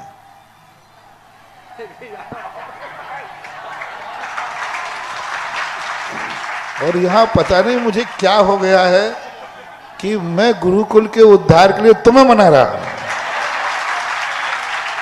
मैं भी सोच रहा हूं, कल से सोच रहा हूं कि तुझे हो क्या गया, तू तो बोल सकती है कि सारी दुनिया तुझे मनाती है महाराज, आप तो। और यहाँ मैं इनको जगा रहा हूं, इनको मना रहा हूं। कुछ ना कुछ तो बरुआ सागर का पूर्व भाव का दावा कावा है। तो इसमें गुरुदेव मेरी शंका ये थी, नहीं तो मैं जितना मैं यहाँ प्रयास कर रहा हूँ, इतना प्रयास शायद मैंने कहीं और स्थानों पर इतना नहीं करना पड़ा। सारा प्रयास तुम करते हो, हम तो बात यूं करते हैं। गुरुदेव, जिज्ञासा मेरी इसमें यह थी कि ऐसा क्या बरुआ सागर में है। बरुआ सागर में हमारे साक्षात नेमिनाथ भगवान विराजमान है, भगवान सुपाशनाथ भगवान विराजमान है। क्या इनका चमत्कार जो रहा है जो आप बरुआ सागर की ओर खींचे आए, क्योंकि ऐसा कोई कार्यक्रम ही नहीं था कि आप बरुआ सागर में आएंगे। ये आप चमत्कार जो है वो आप अपने मुख से बताने का कष्ट करें। चमत्कार कोई न, मैंने कहा ना, सबसे बड़ा चमत्कार है दुनिया के पास मंदिर हैं, सुपार्श्वनाथ भगवान भी हैं, सब कुछ है, लेकिन दुनिया के पास गुरुकुल नहीं है। मात्र मेरा आकर्षण संस्कृत महाविद्यालय जो वर्णी जी ने स्थापित किया था, वही आकर्षण का केंद्र रहा, क्योंकि वह स्थिति एक ऐसी शक्ति है जिस शक्ति को जीवित रखने पर ये मंदिर जीवित रहेंगे, जिस शक्ति को जीवित रखने पर हम साधु संत जीवित रहेंगे, जिस शक्ति को जीवित रहने पर जैन धर्म जीवित रहेगा, जिस शक्ति को रहने पर बरुआ सागर में संस्कार रहेंगे। आज धीरे धीरे वो बच्चे मिलेंगे जिन स्कूलों में पढ़ते हैं जो अंडे को शाकाहार कहेंगे, अंडे खा के आएंगे और शाकाहार कहेंगे, वो कहते हैं इसमें मांसाहार है ही नहीं। मात्र वो विद्यार्थी डंके की चोट पर कहेंगे जो बरुआ सागर के विद्यालय में पढ़े हों कि अंडा कभी पेड़ पे नहीं लगता, इसलिए शाकाहार नहीं हो सकता। तो आज हमारी ये जो संस्कृति है यह हमें बचाने वाली है। ये मंदिर यदि बचेंगे तो इन संस्कृत महाविद्यालयों से बचेंगे। आज देखिए, इन्हीं विद्यालयों की बदौलत है कि आज सारे संसार में विद्वान हैं। अभी आपने बच्चों को देखा, स्नातकों को, किसी कॉलेज के बच्चे नहीं थे जो तुम्हारे 10 लाख क्षण में प्रवचन करने आ जाए, किसी इंजीनियर कॉलेज के बच्चे नहीं थे जो तुम्हें शिविर लगाने आ जाए। जिस उम्र में ये तत्वार सूत्र पढ़ा रहे हैं, उस उम्र में तो लोग स्कूलों में पढ़ के होटलों में रहते हैं। आज सारे भारत में शिविर लग रहे हैं। इस विद्यालय की बदौलत है, इन विद्यालयों के जहाँ से निकलते हैं। इसलिए मेरा सबसे बड़ा आकर्षण था, सारी दुनिया में फल हैं, सारी दुनिया में फल हैं, लेकिन बरुआ सागर में पेड़ है। सारी दुनिया में फल हैं, फल तो बाजार में भी मिलते हैं ना। सारी दुनिया में फल हैं, फल तो बाजार में भी मिलते हैं, लेकिन पेड़ बरुआ सागर में है। तो मेरा आकर्षण है फल नहीं, फलों का पेड़ जो है वो 13 तारीख से अपन सब उस पेड़ की छाया में बैठेंगे जिसमें ये फल लगते हैं, जिसमें लगेगा अभिषेक करने का फल, पूजा का फल, आहार दान का फल, मुनियों के संस्कार का फल, ये सारे फल कहलाते। लेकिन ये फल लगेंगे जिस वृक्ष पर, यदि वृक्ष ही नहीं रहेगा तो फिर फलों की कल्पना। तो बस मेरे आकर्षण का कहना है बरुआ सागर का वृक्ष, पेड़, जिसका नाम है गुरुकुल। गुरुदेव, हम लोग बरुआ सागर वाले कहते हैं कि आप जिस पेड़ की बात कर रहे हैं और जहां आप पहुंचेंगे, जहां जिस पेड़ में फल है, और हम तो कहते हैं आपके पहुंचने से पूरा बगीचा वहां बन जाएगा। आपके कदम वहां पड़ेंगे, आपके चरण वहां पड़ेंगे, वहां पूरा बगीचा बन जाएगा। ऐसा हम सभी लोग प्रयास कर रहे हैं। इसी प्रयास में मैं आमंत्रित कर रहा हूं चौधरी राजेश कुमार जी जैन को, जो हमारे जीएसटी कमिश्नर रहे हैं, इस समय पूरा धर्म सेवा में लगे हुए हैं, बरुआ सागर गुरुकुल के उत्थान में लगे हैं। आइए श्रीमान राजेश जी। परम पूज्य महाराज जी के चरणों में सशक्त नमन। सभी साधर्मी बंधुओं को जय जिनेन्द्र।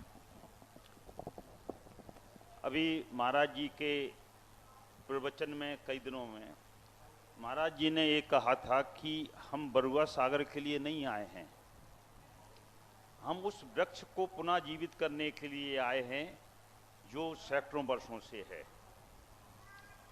आपका पुण्य तो अनायास ही मिल गया लाभ। जैसे गेहूं की प्राप्ति के लिए भूसा अपने आप मिल जाता है, तो अभी जो लाभ मिल रहा है ये भूसे के समान है। और भूसे में जब इतना आनंद है तो गेहूं मिलने पर कितना आनंद आएगा। अभी जो गुरुकुल का वृक्ष है, जड़ें तो कायम है लेकिन बाकी सूख चुका है। इसको हरा भरा करना है, इसमें फल लगाना है, तो ये कैसे होगा? तो जिसको कहते हैं संचालन, संचालन आवश्यक है। और संचालन होने के लिए एक कमेटी होती है, और कमेटी कहाँ से बनती है? सदस्यों से। तो महाराज जी ने जो प्रेरणा दी थी कि प्रत्येक परिवार का कम से कम एक सदस्य बनेगा और वही उसका स्थायी सदस्य रहेगा और उसे वोटिंग का अधिकार होगा, और उसी के माध्यम से संचालन कमेटी का निर्माण होगा। एक इसके लिए हमने एक बड़ी वैज्ञानिक और आज समय के अनुसार एक व्यवस्था करने का प्रयास किया, जो आपके सामने रख रहे हैं, और उसके माध्यम से आपको इस महापुण्य के डुबकी लगाने के लिए आमंत्रित कर रहे हैं। इस संकल्प पत्र के माध्यम से प्रत्येक सदस्य अपनी स्वीकृति प्रदान करेगा कि हम इसके स्थायी सदस्य बनना चाहते हैं।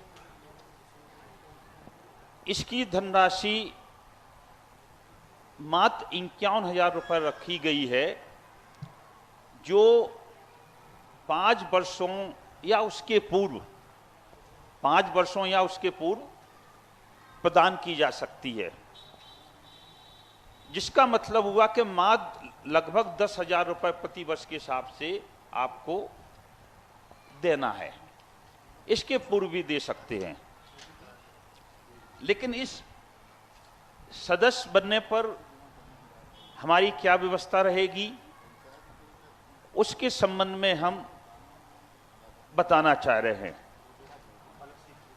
जैसे ही आपने संकल्प पत्र भर के दिया, उस संकल्प पत्र की एक प्रति आपके पास रिकॉर्ड के लिए रहेगी और एक संकल्प पत्र की प्रति इस संस्था के पास रहेगी, जिससे एक दूसरे को याद करें कि आपने संकल्प किया था, आप भी याद रखें और हम भी याद रखें।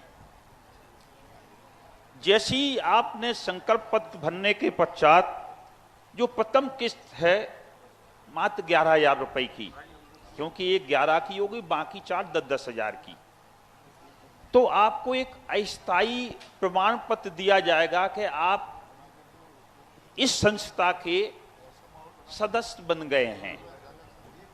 लेकिन वो अस्थायी सदस्य रहेंगे, लेकिन वोटिंग का अधिकार आपको रहेगा और जैसे ही अगली किस्त जमा कर देंगे पुनः अधिकार आपको प्राप्त हो जाएगा।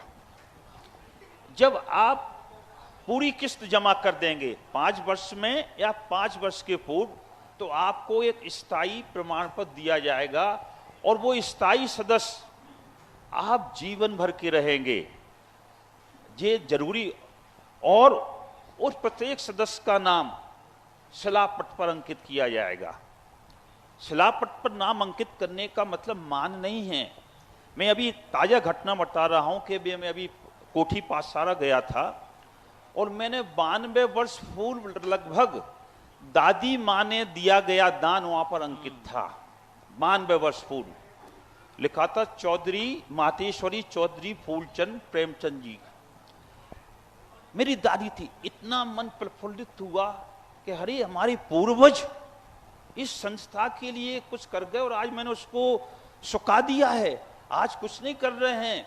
तो एक लज्जा का भाव भी हुआ, लेकिन पूर्वजों पर गर्व हुआ कि हमारे पूर्वज ऐसे महान दानी थे। तो जब आपका नाम लिखा जाएगा तो आपकी आने वाली पीढ़ियां इसी तरह से आह्लादित होंगी और अपने को गौरव महसूस करेंगी। दूसरा, शिलापत्र पे नाम लेकिन जब भी लिखा जाएगा जब आप स्थायी सदस्य हो जाएंगे। स्थायी सदस्य कब होंगे? जब आप पूरी किस्तें जमा कर देंगे। 5 साल की अवधि है। यदि आप 2 साल में कर देते तो 2 साल के बाद आपका नाम लिख दिया जाएगा, 1 साल में करते तो 1 साल में लिख दिया जाएगा। आज ही कर दो तो आज ही लिख दिया जाएगा।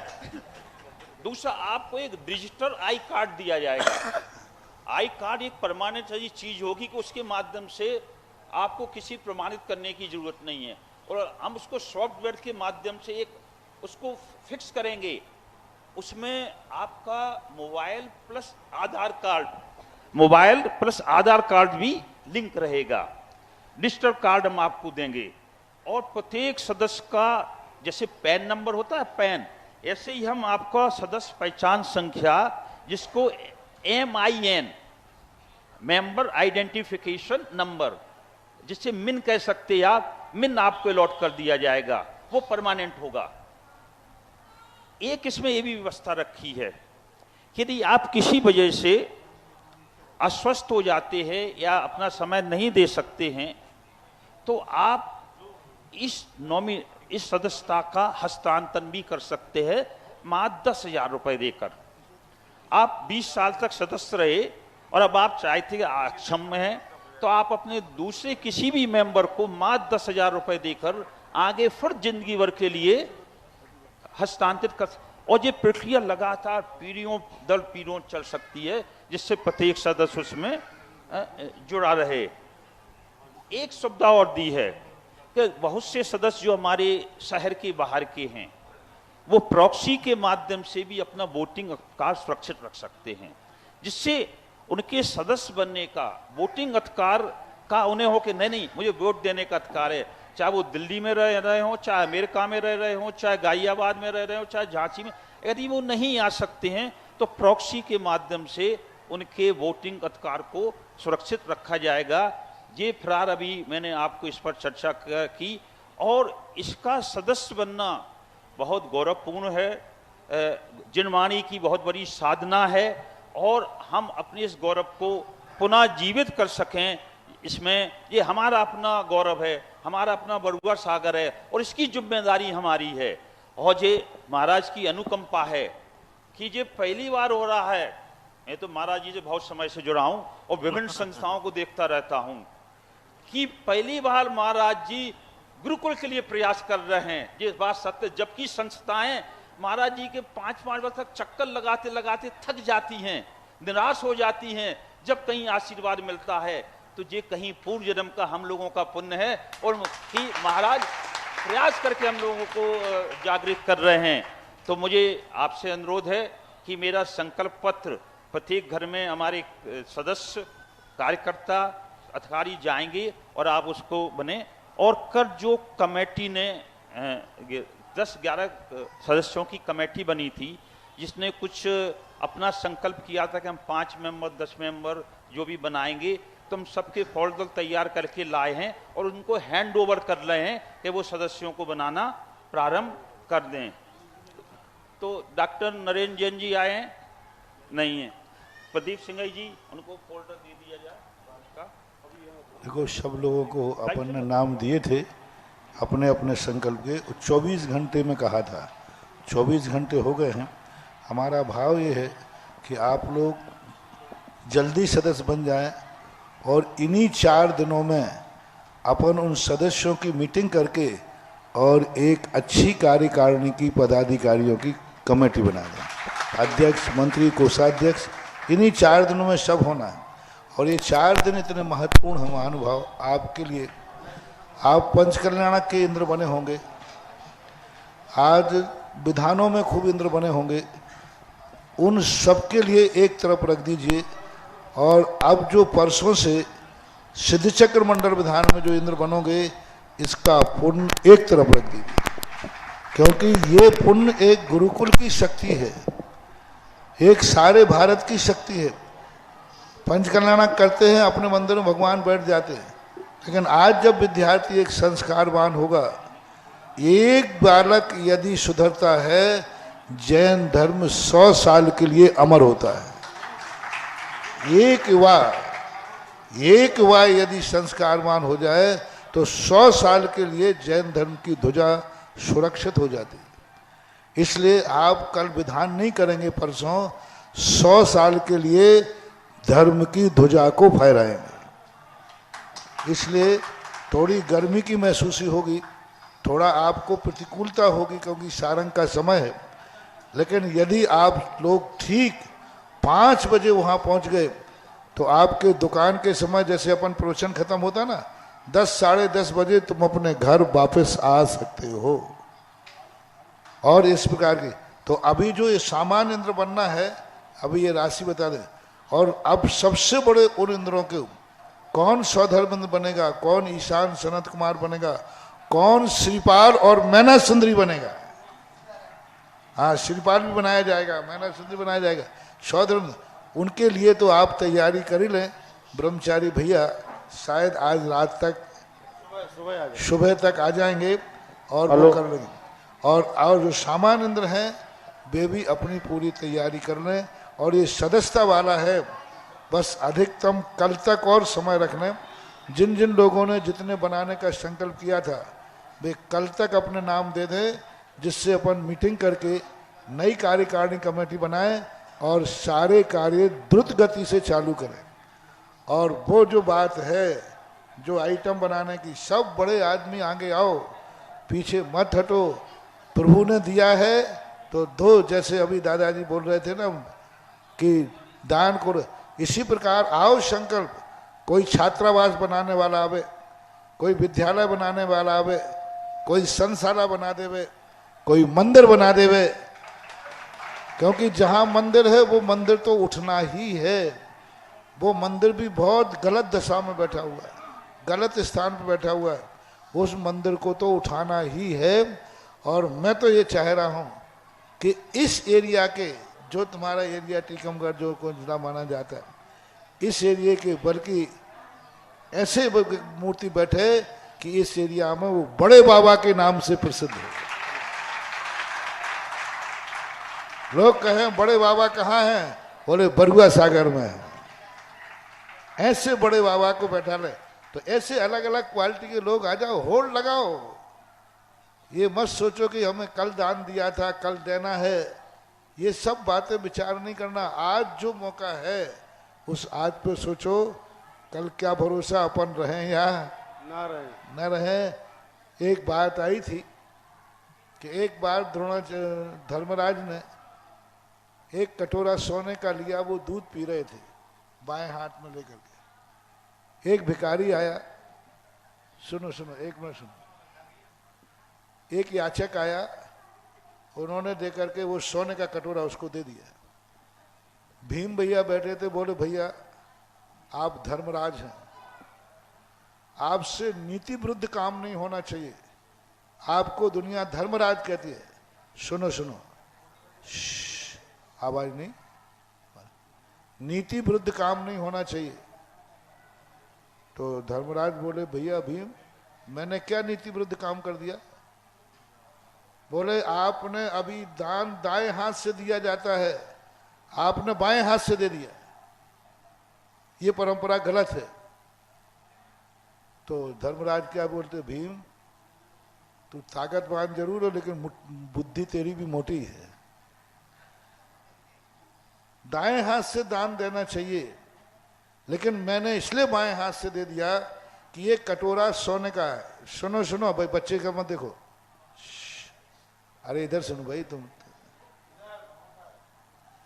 उन्होंने बाएं हाथ से कटोरा देने से इसलिए दे दिया कि यदि जब तक मैं दाएं हाथ में लेता तब तक भाव बदल जाता, तो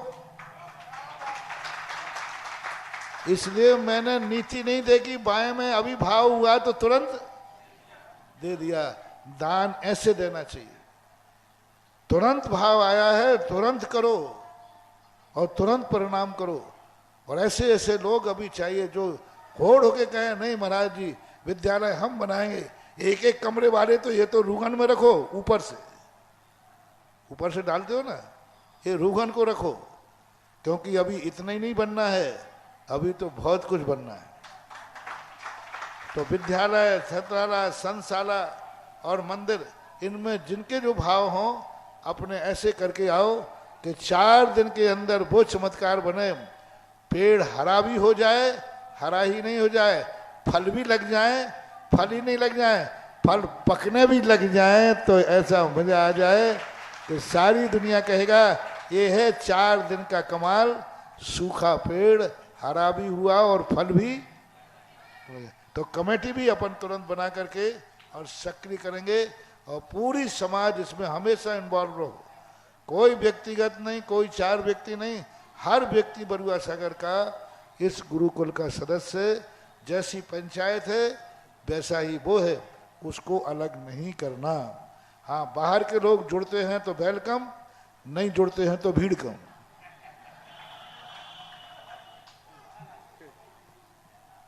अभी जैसा कि गुरुदेव कह रहे थे कि लोग हमें मोटिवेट करते हैं, हम आपको मोटिवेट कर रहे हैं, ऐसा पहली बार देखने को हो रहा है। ये सब यहाँ भगवान नेमिनाथ का चमत्कार और सुभाषनाथ का चमत्कार है, जो साक्षात गुरुदेव यहाँ बैठे हैं और हम सबको कह रहे हैं कि आप वहाँ जुड़ें।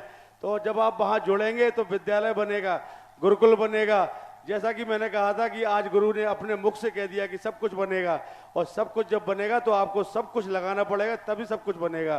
तो उसके लिए आप तैयार रहें, सब कुछ लगाने के लिए तैयार हैं आप लोग? ऐसा नहीं जोर से हाथ लगा उठा के बोलो भैया सब कुछ लगाने के लिए तैयार है। महाराज जी आवाज में कुछ दमंगी नहीं आ रही है अभी, कोई बात नहीं, आएगी। स्थान स्थान का फर्क होता है, जैसे आप यहाँ बैठे हैं, जब अपन वहां स्थान पर चलेंगे तो और जहां स्थान पर कार्यक्रम होगा और जैसे ध्वजारोहण होगा अपने आप में दमंगी आ जाएगी और आप कहेंगे सब कुछ होगा और वहां सब कुछ बनेगा। तो जैसी की व्यवस्था रखी गई है, विधान में बैठने वालों के नाम किसको लिखा, नाम किसको लिखा, जैसी की व्यवस्था रखी गई है, वहां इंद्र इंद्राणी जो रहेंगे वो अपने नाम लिखा दें। और उनकी गुरुदेव ने ऐसी कृपा बरसाई है कि गुरुदेव ये कह रहे थे कि उसकी राशि सबसे मिनिमम राशि रखी जाए, जो आज तक मैंने कहीं नहीं रखी है। ये राशि है 3100 रुपया केवल, इंद्र नाली की राशि। बिल्कुल ठीक है, इससे और तो कम नहीं करनी है, जोर से बोलो, कम तो नहीं करनी है, क्या बढ़ानी है? कोई बात नहीं। अरे उतनी द्रव्य भी चढ़ाओगे और भोजन भी करोगे। हाँ, ना बढ़ाएंगे ना घटाएंगे। गुरुदेव का इतना था कि ऐसा ना हो कि आपको कहीं निर्माल का दोष लग जाए, इसलिए ये राशि रखी है, क्योंकि अपन द्रव्य भी चढ़ाएंगे और भोजन भी करेंगे, इसलिए राशि रखी है, सीखता करेंगे। हमारे बहुत सारे लोग एक और काम हुआ है।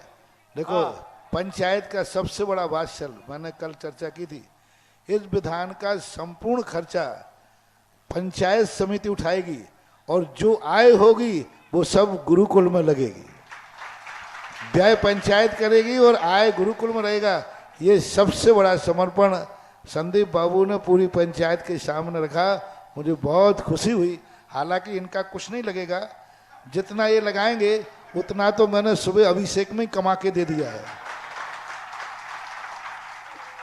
गुरुदेव, ये सब आपकी अनुकंपा का कमाल है, जैसा आप आदेश करेंगे वैसा ही होगा।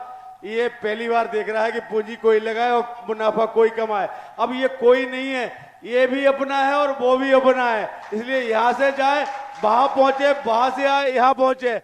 ये सब आपका यहाँ चरणों का प्रताप है जो ऐसा संभव हो रहा। बाकी तो ये सपने में भी किसी ने नहीं सोचा था कि ऐसा भी कभी होगा कि गुरुकुल हमारा होगा और हम गुरुकुल के होंगे। ये सब आपके चरणों का प्रताप है।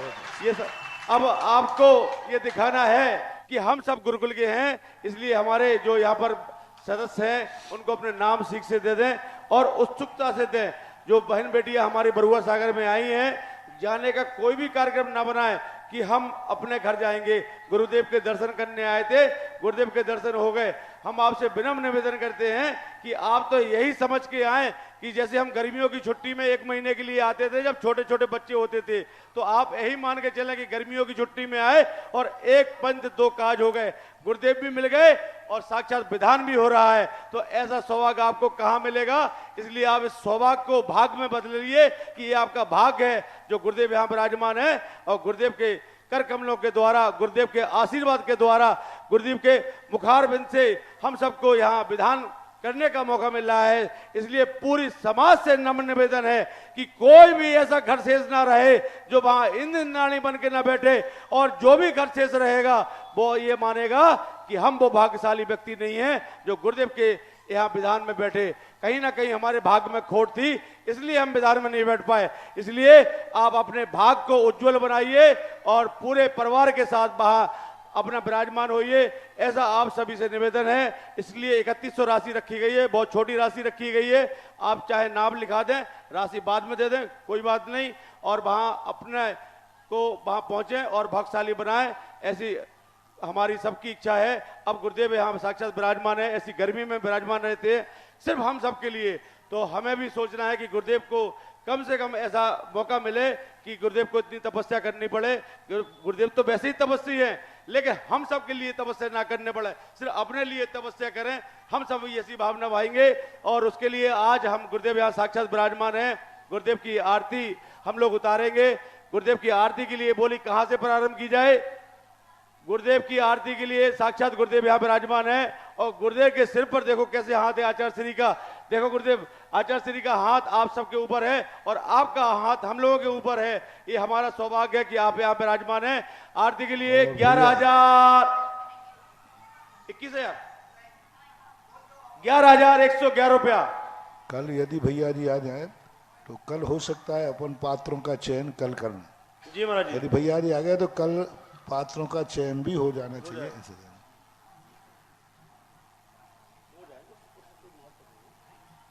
11,111 रुपया 1, 11,111 रुपया 2, 11,111 रुपया, 11,111 रुपया, 11,111 रुपया 1, 2, 2.5 है कोई भाई? 11,111 रुपया, 11,111 रुपये 1, 2, 2.5, पौने 3 और ये 3। ये सौभाग्य प्राप्त किया है श्रीमान राजेश कुमार जैन पनागर। सही नाम है ना? किसका नाम लिखना था? जी जी यही नाम है ना आपका? राजेंद्र कुमार जैन पनागर। राजेंद्र कुमार जैन, श्रेयांश कुमार जैन पनागर वालों ने ये सौभाग्य प्राप्त किया। जोरदार करताल ध्वनि से स्वागत और सम्मान। ऐसे ही आपकी भाग बने रहें, ऐसे ही आप धर्म की अनुमोदना करते रहें। आप यहाँ वो हो जाएगा, अभी पहले आरती करने दो, अभी आरती करने दो। श्रेयांश कुमार जी हैं क्या आपके परिवार से? और कोई है तो अब हम सबको परिवार मानकर यहाँ आरती करें। आइए